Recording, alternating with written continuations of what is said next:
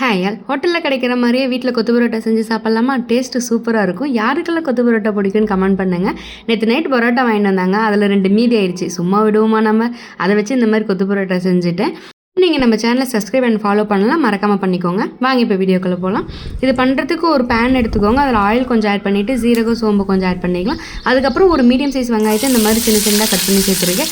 அதனால் ஆட் பண்ணிவிட்டு கறி லீவ்ஸ் கொஞ்சம் ஆட் பண்ணிக்கோங்க. நான் மென்ஷன் பண்ணியிருக்க மசாலாஸ்லாம் ஆட் பண்ணிக்கோங்க. மிளகாத்தூள், மல்லித்தூள், மஞ்சத்தூள், அப்புறமேட்டு சிக்கன் மசாலா அதை ஆட் பண்ணிவிட்டு 1 டேபிள் ஸ்பூன் அளவுக்கு இஞ்சி பூண்டு பேஸ்ட் சேர்த்துக்கோங்க. அது கூடயே 2 மீடியம் சைஸ் தக்காளி, சின்ன சைஸ் தக்காளி தான் அதை எடுத்திருக்கேன். அதை ஆட் பண்ணிவிட்டு நான் சின்ன சின்னதாக கட் பண்ணி வச்சுருக்க பரோட்டா அது இந்த ஸ்டேஜில் ஆட் பண்ணி நல்லா டோஸ்ட் பண்ணி எடுத்துக்கோங்க. அந்த பரோட்டாலாம் நல்லா இதுலேயே மிக்ஸ் ஆகி வரணும் நம்ம மசாலாஸ் கூட. இது கூடயே 1 or 2 முட்டை நீங்கள் ஆட் பண்ணிக்கலாம். உங்களுக்கு எத்தனை முட்டை வேணுமோ அதை சேர்த்துக்கோங்க. முட்டையை ஆட் பண்ணிவிட்டு நல்லா அந்த பரோட்டாவை போட்டு நல்லா மிக்ஸ் பண்ணி எடுத்திங்கன்னா வீட்லேயே சூப்பராக கொத்து பரோட்டா ரெடி ஆயிரும். இந்த ஸ்டேஜில் நம்ம கடையில் இருக்க சால்னா வேணும்னா நம்ம ஆட் பண்ணிக்கலாம். சால்னா கெட்டு போயிடுச்சு, அதனால் நான் இந்த எக்கோடையும் நிறுத்திக்கிட்டேன். கடைசியில் நம்ம மல்லியில் தூவி இருக்கணும். சூப்பர் அண்ட் டேஸ்டியான ஹோட்டல் ஸ்டைல் கொத்து பரோட்டா வீட்டில் ரெடி ஆயிடுச்சு. இந்த ரெசிபி உங்களுக்கு பிடிச்சிருந்தா like, share and subscribe and follow பண்ண மட்டும் மறந்துடாதீங்க. பாய்.